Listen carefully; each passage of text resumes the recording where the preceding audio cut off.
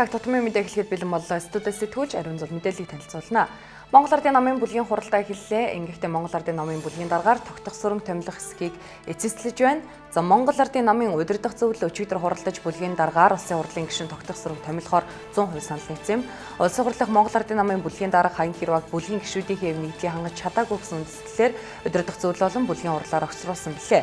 Бүлгийн дараад нэр дэвшээд байгаа улсын хурлын гишүүн тогтох сүрэн нь Өвөрхөн аймгийн Монгол Ардын намын хорооны дарга, аймгийн иргэдийн төлөөлөгчдийн хурлын дарга Өвөрхөн аймгийн засаг даргаар ажиллаж байгаад 2016 оноос улсын хурлын гишүүнээр ажиллаж байгаа юм а.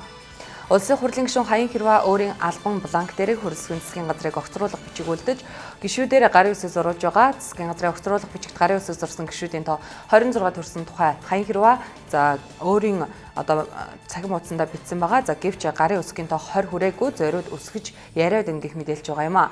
Өмнө нь бидэнд гарын үсгийн тоо 36 төрсэн гэх мэдээлэл ирсэн ч аль бие ёсоор батлагдаагүй. Нийт гишүүдийн 3-ны 1 нь засгийн газрын огцруулахыг дэмжиж гарын үсэг зурсан тохиолдолд улсын хуралд өргөн мэдүүлэх учиртай. Улсын хурлд өргөн мэдүүлэх талаар Хаян Хэрваа гишүүн тодорхой байдлаар мэдээлэл өгөөгүй байгаа нь гарын үсгийн тоо гүйцээгүйг хардлага төрүүлж байгаа юм а.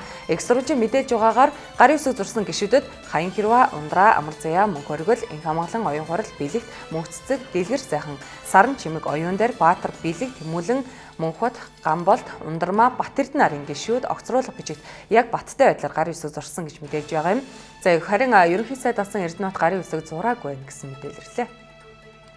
Монгол Улсын ерөнхийлөгчийн орон тооны бус зөвлөх Ганбат өчигдөр орон тооны бус зөвлөхөөс чөлөөлөгдөх хүсэлтэд Монгол Улсын ерөнхийлөгчийн томгийн газрын дарга Инхболтод хандан гаргалаа. За хэдийгээр Ганбатын Монгол Будин компани 2016 оноос эхлэн жижиг дунд үйлдвэрийг хөгжүүлэх сангаас зээл авах хүсэл гаргаж барьцаа өрөнгөдөө тааруулан зээл авч эргэн төлөлт нь хэвийн байгаа хэдий ч улсын хурлын засгийн газрын гишүүд болон тэдний хамаарал бүхий иргэн жижиг дунд үйлдвэр хөгжүүлэх сангаас эрх мэдлийн ашиглан зээл авсан иргэн шуугинтэй зэрэгцүүлэн өдрийн өндөр албан тушаалтнуудыг шалгах хариуцлага тооцох иргэдийн шаардлагыг бусдад хавтгаруулan нялзааж сар мөжүүлэх үйлдэлүүд хийгдэж байгаа учраас ийм босромог үйлдэл боломж олгохгүй үүднээс ерөнхийлөгчийн орон тооны бус зөвлөхөөс чөлөөлөлт хүсэлтэд гаргасан байна. За Ганбатын дээрх чөлөөлөлт хүсэлтийг хүлээн авч Монгол Улсын ерөнхийлөгчийн орон тооны бус зөвлөхөөс чөлөөллөө.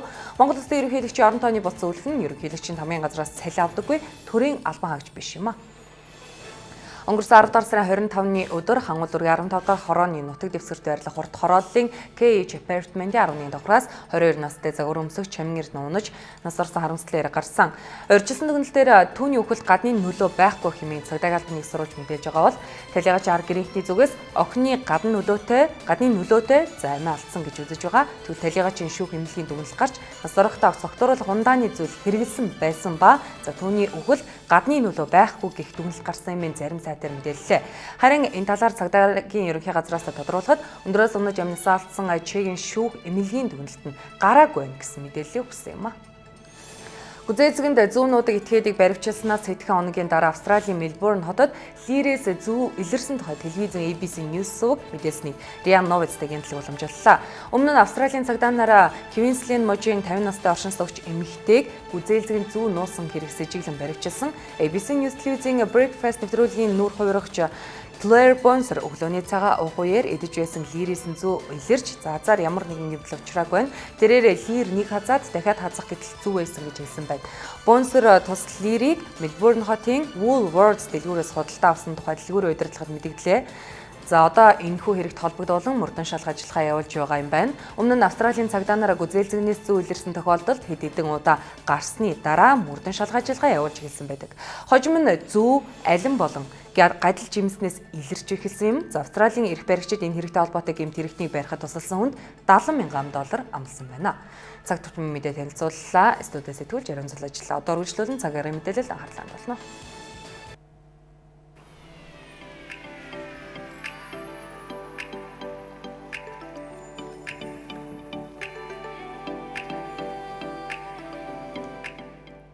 Цаг агаар мэдээтэй хамтран ажиллагч Төрийн банк эрсдэлгүй ирээдүйн баталгаа